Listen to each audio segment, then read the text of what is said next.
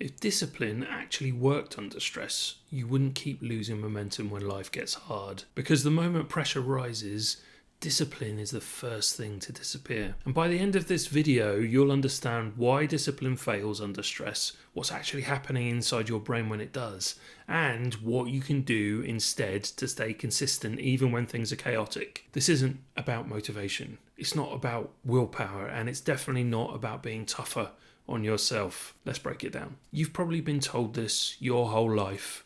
Just be more disciplined. Can't focus? Discipline. Can't stick to routines? Discipline. Fall apart when stressed? You need some discipline. And here's the confusing part. When life is calm, discipline kind of works. You follow plans, you keep habits, you stay consistent. But the moment stress shows up, deadlines, emotional load, uncertainty, discipline collapses, and then the self-blame starts. What's wrong with me? Why can't I stay consistent? Other people seem to manage this. Look, nothing is wrong with you. Discipline was never designed for stress. Here's the myth we need to kill. Discipline is a strength skill. It's not. Discipline is a capacity skill. It requires clear thinking. It needs emotional stability. It needs predictable energy. Stress removes all three of those. So when people say be more disciplined under stress, they're asking your brain to do the hardest possible thing in the worst possible state. So that's not a character test. That's a biology mismatch. Stress doesn't just make things uncomfortable, it changes how your brain works. Under stress, your nervous system shifts into threat mode.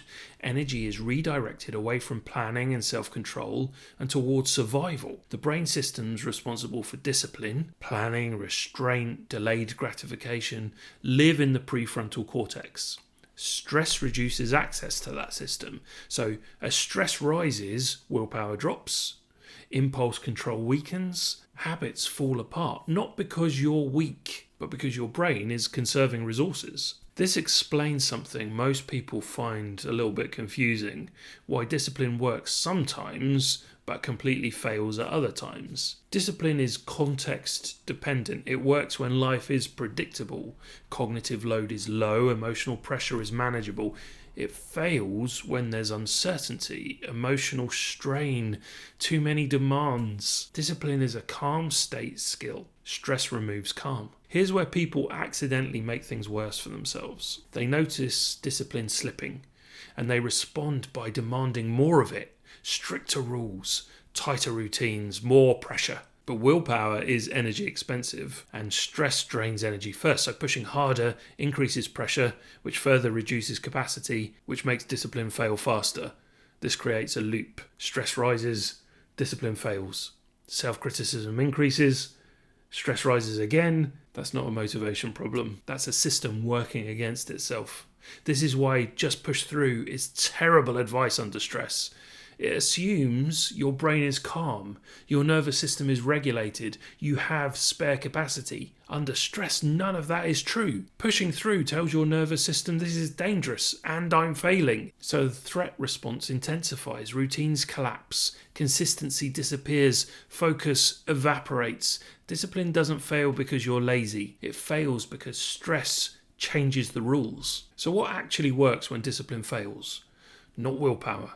Not stricter rules. What works is load management. Under stress, your job is not to do more, it's to ask less. Let me make this practical. First, shrink commitments. Stop asking, how do I stay consistent? Ask, what's the smallest version of consistency I can maintain right now? One action, one habit, one non-negotiable.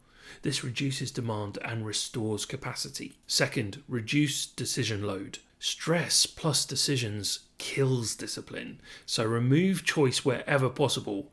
Same start time, same first task, same environment. Fewer decisions means less strain on self-control. Third, redefine success under stress. Success is not optimal performance. Success is staying in motion. If you only count perfect days as wins, discipline will always feel like failure. Under stress, showing up small is success. Fourth, regulate the system before correcting behavior.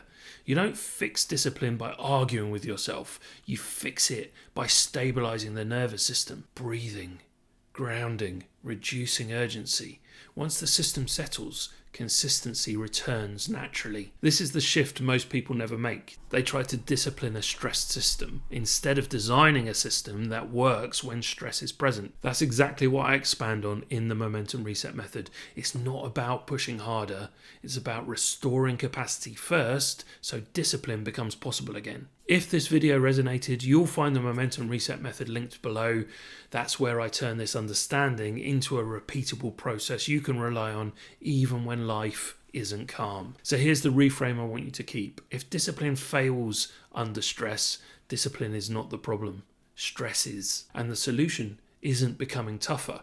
It's becoming smarter about how capacity, pressure, and consistency interact. Once you understand that, you stop fighting yourself and start designing for reality. If this helped you see discipline differently, make sure you subscribe to the channel. I would love you to do that. Everything here is about building clarity and momentum without burnout, guilt, or fake motivation. And if you want to go deeper, watch these two videos next.